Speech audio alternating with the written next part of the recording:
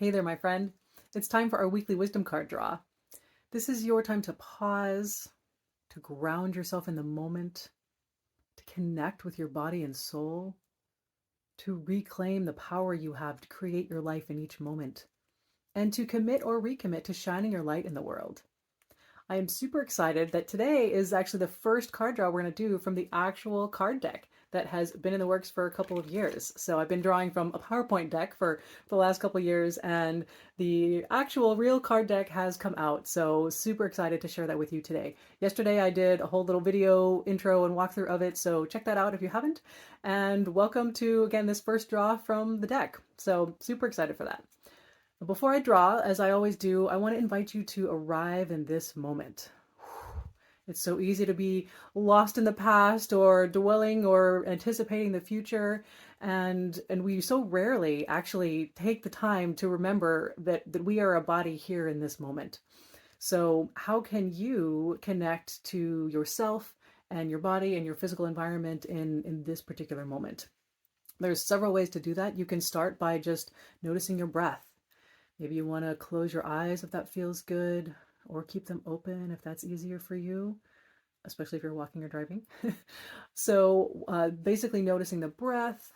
Maybe you notice your heartbeat. Anything about your physical body will ground you in this moment. And also noticing your immediate surroundings. You know, I always like to invite you to notice what's around you as if you're noticing it for the very first time. Even if you're in a room or a location that you have been in thousands or millions of times, what can you notice that is new for you today? What can you see with new eyes, even if you've only, seen it a million times before? Orienting yourself to your immediate surroundings, to your physical presence, grounds you in the moment. So let yourself do that, however feels best for you. And as you do that, I'm going to hold the cards up to my heart and ask to be guided to the message that will most unleash your light today. And setting that intention out there, I'm going to shuffle the cards. This deck is bigger than my little pieces of paper. That's interesting to shuffle this one. All right. And you just keep breathing, keep being, keep noticing. And our card that's coming out today is, celebrate. Oh, what an appropriate one. All right, celebrate. This is from Australia, Port Douglas. Is a boat wake, as you see. Here's our back. All right, so the message of celebrate. In the rush to move forward in life, it's important to pause once in a while and celebrate where you've been. The wake of a boat shows the path it's taken. Look back at the wake of your life path. Acknowledge your progress. Maybe it was a rough journey. Maybe it was smooth. Maybe it was a combination of both. Every step gave you valuable experience and led you to where you are. Pause and appreciate the journey. Don't wait for major milestones before celebrating. The wake dissolves and you may overlook how far you've really come. Build in small, achievable steps that offer a win and a rest before you move on. When you pause to take stock, you may find you have more to celebrate than you ever imagined. Let that one sink in for a moment. Right. So what is it that you can be celebrating today? Again, the question that I asked was, what will help you, what will unleash your light? So your light can always find some ways out into the world when you actually do celebrate who you are, celebrate where you've been, own your awesomeness. That's one of my big things that I love to help people with. So celebrating. I'm personally celebrating, as I shared, the release of this deck and our first card draw from it. So I am super duper excited about that. And the big thing as this message is talking about, though, is not just waiting for the big milestones to celebrate. So this is a pretty big milestone for me, I'll say.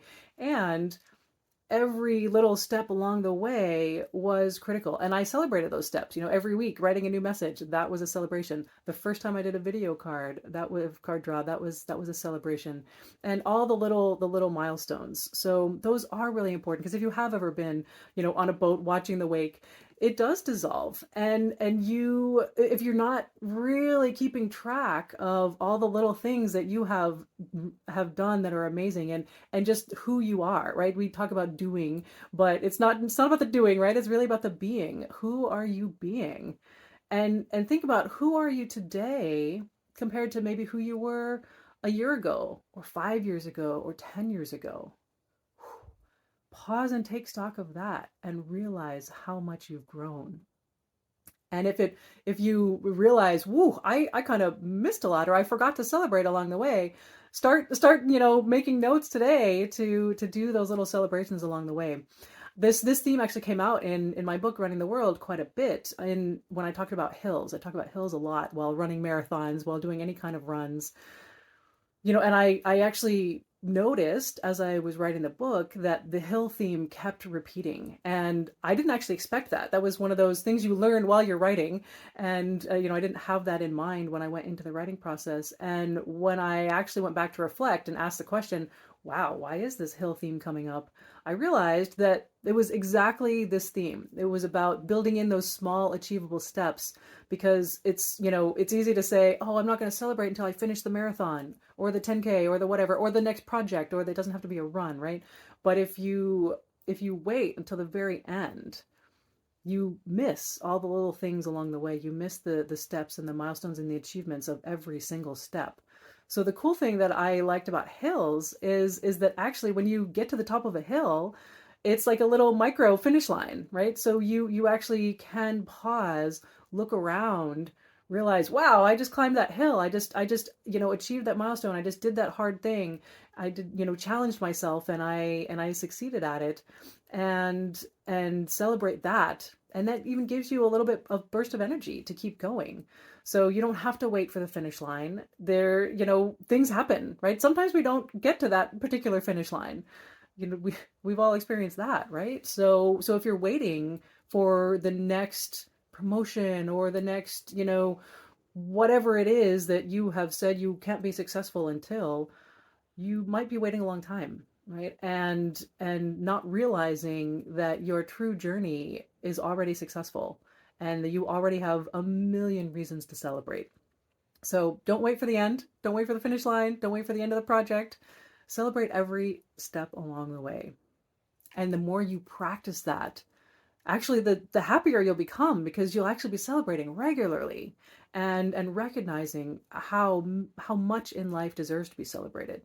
Every breath, every day, every moment, every new thought or experience that you have in this human life is worthy of celebration. So I hope you enjoy that this week.